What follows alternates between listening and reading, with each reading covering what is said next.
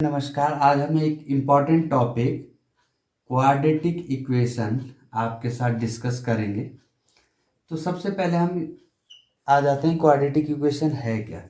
तो जब मैं इक्वेशन लिखूं ax² plus bx plus c equal to 0 इस फॉर्म में, तो इस इक्वेशन को क्या कहते हैं? Quadratic equation. इसमें क्या है? a हो गया, b हो गया और c क्या है? ये रियल नंबर और x क्या है? इसमें वेरिएबल। ओके, ये चीज आपको पता होनी चाहिए। ए बी सी क्या है? रियल नंबर है, x वेरिएबल है। ओके, तो ये आपको a के साथ x² का कोफिशिएंट a, x का कोफिशिएंट b और c क्या है? Constant term. ओके, तो जो क्वाड्रेटिक इक्वेशन क्यों बोलते हैं? इक्वेशन और पॉलिनोमियल में क्या डिफरेंस है? तो जब इक्वेशन की बात करते हैं ना, तो हम इक्वल लगाते हैं। इक्वल मतलब कि किसी की इक्वल है तो उसकी वैल्यू आ जाएगी ना। यहाँ हम एक्स वेरिएबल की क्या फाइंड कर देंगे? वैल्यू। तो इसलिए ये क्वाड्रेटिक इक्वेशन है। जबकि क्वाड्रेटिक पॉलिनोमियल होता तो क्या होता?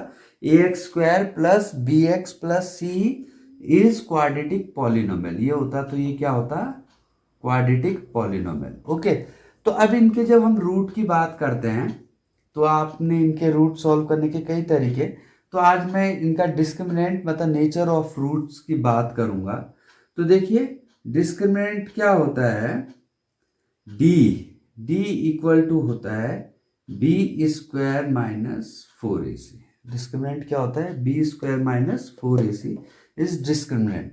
अब इस d की सहायता से, with the help of this d, we can find out which equation is real roots है। किस इक्वेशन के किसके रियल एंड इक्वल रूट्स है और किसके रियल रूट्स पॉसिबल नहीं है। ये डिस्क्रिमिनेंट की हेल्प से हम पता लगा सकते हैं। देखिए स्टूडेंट, सबसे पहले अगर d ग्रेटर देन 0 आ जाए, यानी कि b² minus 4ac if greater than 0, तो क्या होगा? Real root. रियल और डिस्टिंक्ट रूट बोलते हैं। डिस्टिंक्ट मतलब x की वैल्यूज आएगी अलग अलग आ जाएगी, डिस्टिंक्ट आ जाएगी। ठीक है, आपको पता है कि कितने रूट आएंगे? x² है, क्वाड्रेटिक है, तो 2 रूट्स आएंगे ना x के। आपको ये भी पता है क्वाड्रेटिक पॉलिनोमियल है तो इसके कितने जीरोस होंगे? 2 जीरोस होंगे। 2 जीरोस का मतलब भी आपको पता होगा कि वो वैल्यू जिससे ये पॉलिनोमियल क्या बन जाएगा? 0 बन जाएगा। That is zeros of the polynomial. तो क्वाड्रेटिक है, क्वाड्रेटिक इक्वेशन है तो 2 रूट्स आएंगे, ये भी आपको पता है। और कौन से रूट आएंगे? Real root. कौन से रूट आएंगे? Real root. ओके, अब अगर d इक्वल टू 0 आ जाए, डिस्क्रिमिनेंट की वैल्यू कितनी आ जाए? 0 आ जाए, तो इसको कहते हैं real and equal root. Real and मतलब जो दोनों रूट आएंगे वो रियल होंगे और इक्वल भी होंगे। उनकी विशेषता क्या है? इक्वल होंगे वो। ओके, इसके बाद तीसरा, d लेस देन 0 अगर आ जाए तो उसको कहते हैं नॉट रियल। तो आपको क्लास 10th तक सिर्फ ये बताया जाता है कि नॉट रियल रूट आएंगे, मतलब जो रूट होंगे वो रियल नहीं होंगे। वैसे जब थोड़ी आगे अगली क्लास में आप जाओगे 11th पे तो आप पढ़ोगे, उनको कहते हैं इमेजनरी रूट। क्या कहते हैं? Imaginary root. और इसको एक आइटा से रिप्रेजेंट करते हैं। आइटा का यूज करके हम इमेजनरी रूट फाइंड कर देते हैं और आइटा होता है √-1। आइटा क्या होता है? √-1। तो अभी हाल हम इसी को डिस्कस करते हैं। पहले आप क्वाड्रेटिक इक्वेशन समझ लिया आपने, इक्वेशन और पॉलिनोमियल में डिफरेंस समझ लिया कि जिसके इक्वल में 0 हो दैट इज इक्वेशन, मतलब जिसमें हम वेरिएबल की वैल्यू फाइंड कर सके। इसके बाद डिस्क्रिमिनेंट। डिस्क्रिमिनेंट मतलब how to find out the nature of the roots, कि मतलब रूट्स जो है रियल होंगे या रियल नहीं होंगे, रियल और इक्वल होंगे। तो जब डिस्क्रिमिनेंट हम निकालते हैं b² माइनस 4ac, तो जब डिस्क्रिमिनेंट ग्रेटर देन 0 आ जाए यानी पॉजिटिव नंबर आ जाए तो रियल एंड डिस्टिंक्ट रूट होंगे। 2 रियल एंड डिस्टिंक्ट रूट आएंगे। जब d इक्वल टू 0 आ जाए तो real and equal root. When d is less than 0 तब नॉट रियल।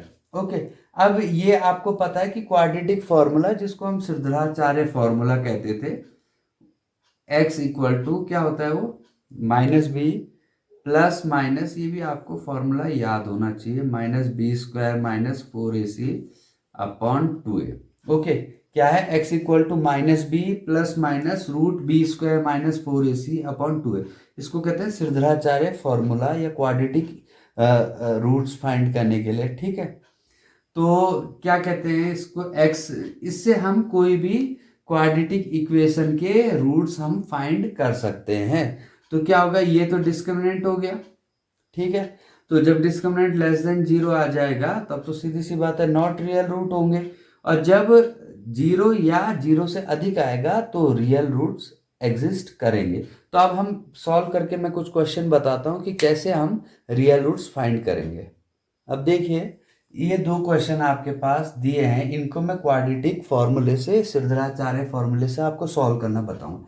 वैसे अगर आप सिंपल इसको सॉल्व करना चाहें तो एक फॉर्मूला और भी है जिसको आप स्प्लिटिंग मिडिल टर्म बोलते हैं, उससे भी सॉल्व हो जाएगा ना ये, कि जैसे 18 के ऐसे फैक्टर जिनका डिफरेंस कितना है 7।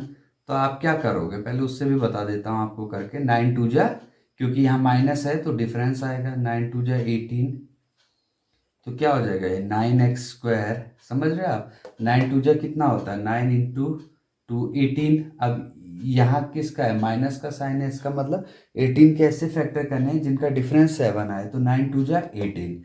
तो ये आ गया 9x माइनस 2x माइनस 2, यहाँ क्या कॉमन आएगा 9x, ये आ गया x प्लस 1, यहाँ 2 कॉमन आया, x plus 1 equal to 0, x plus 1, और 9x minus 2 equal to 0, X plus 1 equal to 0, तो x क्या आ गया -1, और दूसरा 9x minus 2 equal to 0, 9x equal to 2, x equal to 2/9। तो मतलब इसके दो रूट्स आए, क्या आए, एक आ गया x -1 और एक आ गया 2/9। तो ये तो मैंने सिंपल कर दिया, लेकिन कभी कभी क्या होता है, कुछ क्वेश्चन को हम स्प्लिटिंग मिडिल टर्म से नहीं ढूंढ पाते कि क्या करें हम इसको, तो उसके लिए हमें क्वाड्रेटिक फार्मूला लगाना पड़ता है। तो इसमें अगर मैं क्वाड्रेटिक फार्मूला लगाऊं तो ax² plus bx plus c से इसको कंपेयर करूं तो a कितना आ गया 9, b कितना आ गया, b आ गया 7, और c कितना आ गया -2। ओके, तो use quadratic formula x minus B plus minus b² minus 4ac upon 2a। Okay, plus minus, तो माइनस बी कितना हो गया -7। ओके, प्लस माइनस b², तो बी का 7 का स्क्वायर कितना हो गया 49, -4a हो गया 9 इंटू सी हो गया -2, 2 इंटू 9, तो ये हो गया -7 प्लस माइनस 49, 4 9 जा 36, 2 जा 72/18, 2 9 जा 18, तो ये कितना हो गया -7 प्लस माइनस 9 2 11, और ये 7 जा 11 और एक 12/2 9 जा 18। ओके, तो ये -7 प्लस माइनस 121 का रूट क्या होता है 11, 11 होता है, /18। देखिए ध्यान से, क्या रहा आपके पास -7 प्लस माइनस 11/18। ये सिंपल हमने क्वाड्रेटिक फार्मूला लगाया, x equal to minus B plus minus root b² minus 4ac/2a minus b, ये सब वैल्यू रखी सिंपल, तो ये आ गया। तो एक बार प्लस साइन लो, 7 प्लस 11/18, और एक बार माइनस साइन लो, तो एक बार क्या आ गया 11 में माइनस प्लस का क्या होता है माइनस, और साइन बड़े का प्लस का आएगा, 11 में से 7 गया 4/18, और सेकेंड -18/18। तो ये आपको पता है 2 2 जा 4, 2 9 जा 2/9 और -1, तो हमारे 2/9 और -1 इस क्वेश्चन को हमने किया। अब हम दूसरे क्वेश्चन को आपको सॉल्व करके दिखाएंगे, ये देख लीजिए ध्यान से, क्वाड्रेटिक फॉर्मूले से हम इसको सॉल्व करते हैं, ठीक है। क्या है question, 2x² plus 5√3x plus 6 equal to 0। अब इसमें क्वाड्रेटिक फार्मूला लगाना है, तो ax² plus bx plus c equal to 0 से कंपेयर किया, तो a कितना हो गया 2, b कितना हो गया 5√3, c कितना हो गया 6 हो गया। तो बताइए आप x क्या होता है -b plus minus b² minus 4ac upon 2a। Okay, अब -b तो -5√3 प्लस माइनस b², b कितना हो गया 5√3 का स्क्वायर माइनस 4a कितना है 2 और c कितना है 6 बाई 2 इंटू 2, तो -5√3 प्लस माइनस, अब देखो 5√3 का क्या स्क्वायर होगा, 5 5 जा 25, 3 जा 75। ध्यान से देखो 5√3 का स्क्वायर, तो 5√3 इंटू 5√3, 5 5 जा 25 एंड √3 इंटू √3 क्या होगा 3, 25 3 जा 75 और ये क्या होगा 4 2 जा 8, 8 6 जा 48। ओके 2 2 जा 4, तो ये हो गया -5√3 प्लस माइनस 15 में से 8 गया, 15 में से 8 गया कितना बचेगा 7, 6 में से 4 गया कितना बचेगा 2 4। अब हमारे पास आ गया -5√3 प्लस माइनस √27/4। आप मुझे बताओ 27 को आप क्या लिख सकते हो, 9 3 जा 27 लिख सकते हो। देखो 27 को आप लिख सकते हो 9 3 जा 27 और 9 का रूट क्या हो जाएगा, तो 27 को 3√3 लिख सकते हैं, बिल्कुल लिख सकते हैं, प्लस माइनस 3√3/4। इसका मतलब है एक बार प्लस साइन यूज करना है एक बार माइनस, तो एक बार प्लस साइन यूज करो प्लस 3√3/4, तो प्लस यूज करोगे तो 5√3 में से 3√3 जाएगा तो कितना बचेगा -2√3/4। तो क्या आ गया, पहला रूट आ गया -√3/2, क्या आ गया -√3/2।